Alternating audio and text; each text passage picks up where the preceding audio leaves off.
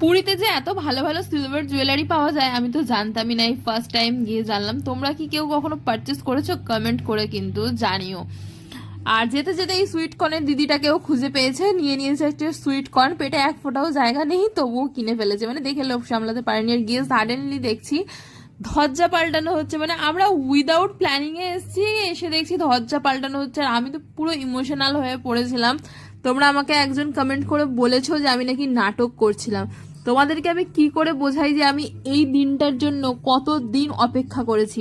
আমি তো গেছি বাট পুজো দিতে পারিনি, আর গিয়েই দেখো পুরীর রথগুলোও দেখতে পেলাম, কারণ আমাদের এখন ওষুধ চলছে, পুজো দিতে পারবো না। আসার সময় দেখলাম এই ডাল বড়াগুলো আমার বর খেতে ভীষণ ভালোবাসে, তো দুটো নিয়ে নিয়েছিলাম।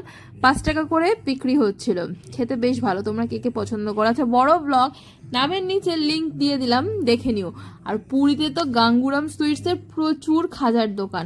তারপর চলে এসেছি বিচে। এই শাখাটা যেটা আমার বরের হাতে দেখলে, এটা নাকি 50 টাকা। যদিও অতটা মনে হয় না ভালো হবে, আমার নলেজ নেই শাখা নিয়ে। তো এখানে আমরা বিচে একটু ঘোরাঘুরি করছিলাম, এটা ওটা সেটা দেখছিলাম যে কি কেনা যায় কি কেনা যায়।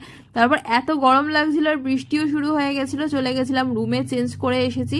আবার এসেছি বিচে একটা ইয়ারিং নিতে। ট্রেনে কানেরটা কোথায় খুলে রেখেছি খুঁজেই পাচ্ছি না, খালি কানে ঘুরছিলাম বলে একটা কানের কিনে পরে নিলাম।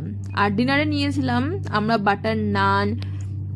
এখানে চিকেনের এটা কি ছিল মনে করতে পারছি না, বড় ব্লগে তোমরা দেখলে বুঝতে পারবে। ক্রিসপি চিকেন নিয়েছিলাম, বাট এখানে ক্রিসপি চিকেনটা একদম অন্যরকম, যেটা আমরা কলকাতায় খাই এখানে একটা অন্যরকম বানিয়েছিল। তো যাই হোক, আমরা এই টেস্ট অফ বেঙ্গল থেকে খেয়েছিলাম, ভীষণ ভালো ছিল এখানকার খাবার। তোমরা গেলে কিন্তু অবশ্যই ট্রাই করতে পারো। তো চলো আমরা ডিনারটাকে এনজয় করি, আর তোমরা গিয়ে বড় ব্লগ দেখে আসো। আর ভিডিও ভালো লাগলে লাইক কমেন্ট শেয়ার সাবস্ক্রাইব করতে ভুলো না। দেখা হচ্ছে নতুন ব্লগে। বাই, ভালো থেকো সবাই, সামনে দুর্গা পুজো।